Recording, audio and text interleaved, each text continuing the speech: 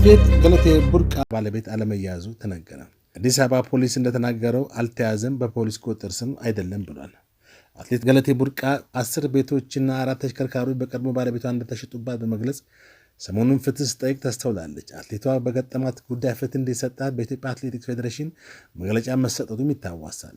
የአትሌቷ ጉዳይም ብዙዎችን በማስቆጣት ፍትህ ለገለቴ የሚል አስተያየትን በማስተጋባት በማህበራዊ ሚዲያው በሰፊው ተሰራጨ ይገኛል።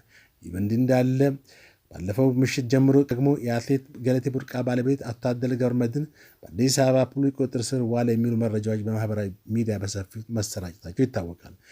የአትሌት ገለቴ ቡርቃ ባለቤት በፖሊስ ተይዟል ለሚለው ኢትዮጵያ የአትሌት ገለቴ ቡርቃ ባለቤት በፖሊስ ቁጥጥር ስር ውሏል መባሉን እውነት ነው ወይ ሲል የአዲስ አበባ ፖሊስ ኮሚሽን ጠይቆ ነበር። የኮሚሽኑ የህዝብ ግንኙነት ዳይሬክተር ኮማንደር ማርቆስ ታደሰ እንደተናገሩት ብዙ ሰው ያወራል፣ ፖሊስ ጋር የለም እኛ ጋርም የለም የሚል አጭር ምላሽ ሰጠዋል። ግለሰቡ እንዳልተያዘና የሐሰት መረጃ እንደሆነ የገለጹት ኮማንደር ማርቆስ አልተያዘም፣ በፖሊስ ቁጥጥር ስርም አይደለም ሲሉ ለኢትዮጵያ ተናግረዋል። ሁሉ መልካም ነው። ዛሬ በሶሻል ሚዲያ ላይ በአትሌት ገለቴ ቡርቃና በባለቤቷ በነበረው ታደለ ገብረመድህን መካከል የተፈጠረውን ነገር የሚያሳዩ ብዙ አይነት ዘገባዎች አይቻለሁ። ሴፉ ፋንታውን ላይ አይቻለሁ፣ በኦሮሚያ ዜናዎች ላይ አይቻለሁ። ሁሉም አክቲቪስት በሚባል ደረጃ በዚህ ጉዳይ ላይ ሀሳብ እየሰጠ ነው። በቀጥታም በተዘዋዋሪ ደግሞ እኔም ስሜ ከዛ ጋር እየተነሳ ስለሆነ አንዳንድ ትንሽ ማብራሪያ ለመስጠት ፈልጌ ነው። የራሱን ነገር ሲናገር መረጋጋት አለበት። ልክ ሌላ ጊዜ እንደማወራው አይደለም ማወራቸው። በተረጋጋ መንገድ እኔ ማቀውን እውነታ አስረዳቸዋለሁ። እህታችን አትሌት ገለቴ ቡርቃ የኔ ቤተሰብ ከሆነ ሰው ጋር ትዳር የመሰረቱት በሚሊኒየም ነው። እኔ የዛ ጊዜ ከሀገር ውጭ ነበርኩ። በጮኝነት ጊዜ አንድ ወይም ሁለት ባልበለጠ ጊዜ አይቻቸዋለሁ አንድ ላይ። ከዛ ውጪ ሲጋቡ እኔ ሀገር ቤት አልነበርኩም እና እንደማንኛውም ሰው ተዋደው ተጋብቶ ላይፍ ጀመሩ፣ እየኖሩ ነበረ። በመሃል ደግሞ ያለመግባባቶች ተፈጠሩ። እንደ ሰው እኔም ራሴ አገር ቤት ሄጄ ከአንድም ሁለት ጊዜ ለማስታረቅ ሞክሬያለሁ። ጣሊያን በነበሩ ጊዜ ጣሊያን ሀገር መጥተው ስለነበረ ሁለቱም በዛን ጊዜ ያሉትን ችግሮች በተናጠል በመናገር ከእህቴም ስላለች አብረን ለመፍታት ሞክረናል፣ ግን አልተሳካም። መጨረሻ ላይ የመለያየታቸው እውነት ሆነ። ባልና ሚስት በሆኑ ሰዎች መሃል የአንድ ወገን ሆኖ መናገር ይከብዳል። ምክንያቱም ላይፍ ከማን የሚቀርቡትና በተስማሙ ጊዜ አብረው የሚኖሩት ባልና ሚስቶች ናቸው። አንዳንድ እውነታዎች ግን ሰዎች እንዲገነዘቧቸው ካስፈለገ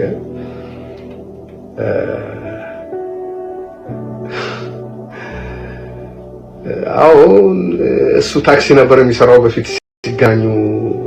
ያው ሰፈራችን ወደ ስታዲየም አካባቢ ስለሆነ እንግዲህ በሆነ አጋጣሚ ተገናኙ፣ ፍቅር መሰረቱ። ግን ግፊቱ የመጣው ከሱ አይመስለኝም። ግን ተዋደው እንደተጋቡ እናውቃለን። አብረው ይኖሩ ነበረ። አሁንም ታክሲ ነው የሚነዳው።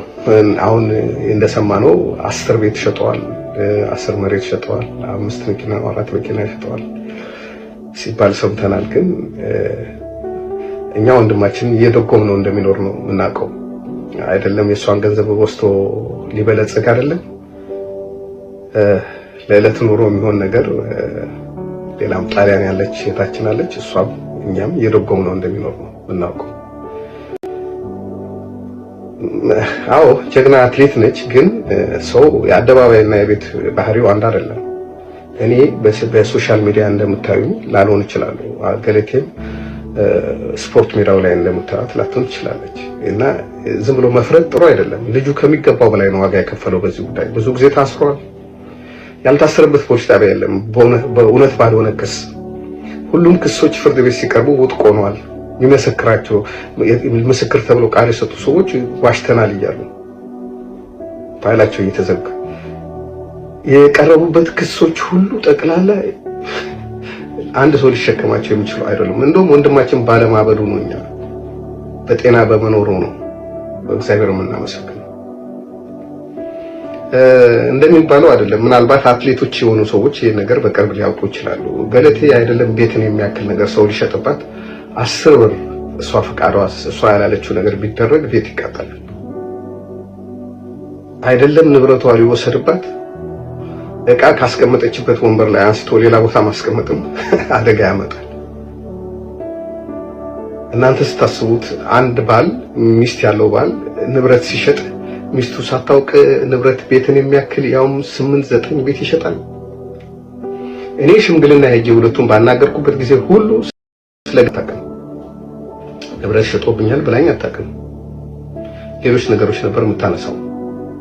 ይሄ ሌሎች ጥቃቅን የባልና ሚስት ችግሮችን ነበር የምታነሳው እንጂ እንደዚህ አይነት ነገሮች አስታብኝ አታውቅም። የተሸጠም ከሆነ ከሸጡ በጋብቻ ላይ አብረው በነበሩ ጊዜ እሷ ሄዳ ገበያ ቆማ ካልሸጠች እሱ ከሸጠ ገንዘቡ እሷ ጋር ነው የሚገባው። እኛም እናውቀው የነበረው ይሄንን ነው። ወንድማችን እንደውም ሾርቴጅ እንደነበረበት ነው የምናውቀው አብሮን በነበረ ጊዜ። ምክንያቱም ከባድ ህይወት ነው ያሳለፈው። ጠዋት ከሷ ጋር ሌሊት ተነስቶ ወይ 3 ሰዓት ሊሆን ይችላል 2 ሰዓት ትሬኒንግ አብሮ ነው የሚሄደው። የግድ ሴት ልጅ ብቻዋን አይደለም አብሯት ይሮጣል። ያን ጊዜ እሷ መኪና አትነዳም። መኪና የሚነዳው እሱ ይዟት ይሄዳል ትሬኒንግ ቦታ። ከትሬኒንግ ይመልሳታል። ረፍት ስታደርግ እዛ ይጠብቃታል። ከዛ በኋላ ደግሞ የምትሄድበት ይወስዳታል። ሙሉ ነገሩ እናቱን ለማግኘት እንኳን በቂ ጊዜ የለውም።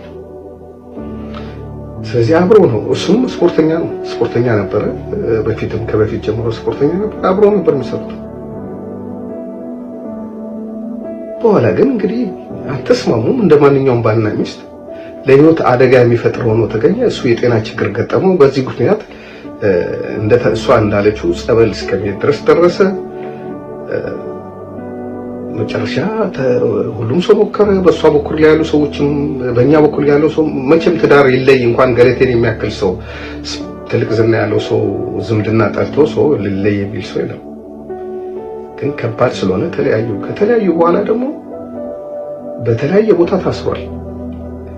ተተኩሶበታል። ከረጅም ጊዜ በፊት ታስታውሱ እንደሆነ ፌስቡክ ላይ ሼር አድርጌው ነበር። መኪናው በጥይት የተበሳሳው እሱ አካሉ ላይ ጉዳት የደረሰበትን የታሰረውን። የህግ ሰዎች ተበደልኩ ብሎ ክስ ከመጣ ምንም ማድረግ አይችሉም፣ ይቀበላሉ። ግን መጨረሻ ፍርድ ቤት ሲሄድ እውነታው እየተረጋገጠ ነው የሚሄደው።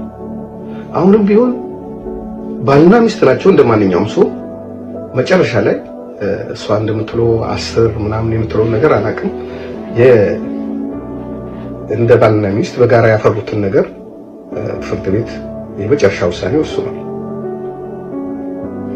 ሁሉም መንገድ ሄደው ያለው 7 እና 8 ዓመት በክርክር የቆዩት የሽምግልና ተሞክሯል። የፍርድ ቤት ጉዳዮች በተለያዩ ፍርድ ቤቶች ከታችኛው ፍርድ ቤት እስከ ላይኛው ፍርድ ቤት ድረስ ታይቷል። እና እሱ ምን ስለሆነ ነው እሷ ለሱ የሚፈርዱለት? እሱስ ቢሆን ደስተኛ ሆኖ ነው የተፈረደውን ነገር አይደለም። ግን ፍርድ ከተሰጠ ፍርድ ተሰጠ ነው እንጂ አንድ ሰው በአንድ ሀገር የሚኖር ሰው የሆነ ሰው አትሌት ስለሆነ፣ የሆነ ሰው አናጢ ስለሆነ፣ የሆነ ሰው ገበሬ ስለሆነ፣ የሆነ ሰው ፓይለት ስለሆነ እኮ አይቀየርም። የተሰራ ወንጀል ካለ በወንጀሉ ይጠየቃል ሰው እንጂ ሁሉም ነገር ተሞከረ፣ ተከሰሰ፣ ታየ፣ ምን ተባለ፣ ሰውየው ጥፋተኛ ሆኖ አልተገኘም። ግን ብዙ ዋጋ ከፍሏል። አሁን የሚኖረው ኑሮም ከኑሮ በታች የሆነ ነገር ነው። በጣም እየተሰቃየ ነው የሚኖረው። አሁን የመጨረሻ ካርድ መዘዘች። አሁን ሶሻል ሚዲያው እየተቀባበለው ነው፣ ሚዲያው እየተቀባበለው። ያ ሰው ዜጋ አይደለም እንዴ? የሁለቱም ሰዎች ሳይሰሙ ሰዎች ለመፍረድ ለምን ይቸኩላሉ? ኦኬ፣ የኔ ፎቶ አብሮ ሲዞር ካያችሁ ቤተሰቤ ነው። እናንተ ከቤተሰባችሁ ጋር ፎቶ እንደምትነሱት ነው እኔም የተነሳው። ዲቴል ስለማልናገር ነው እንጂ ብዙ ነገር አውቃለሁ። እናንተ ትንሽ ነው የምታውቁት። እሷም እንደ ቤተሰቤ ነው የምቆጥራት። ክብሯን ሞራሏን የሚነካ ነገር መናገር አልፈልግም። ግን እንደሚባለው አይደለም፣ እውነታው ይሄ አይደለም። ሁሉም ነገር በጫማ ውስጥ አስገብተን ራሳችንን ማየት አለብን። ሌሎች ባልና ሚስት ሲፋቱ ፍርድ ቤት አይሄዱም እንዴ ለንብረት? የነሱ ምን ልዩነት አለው?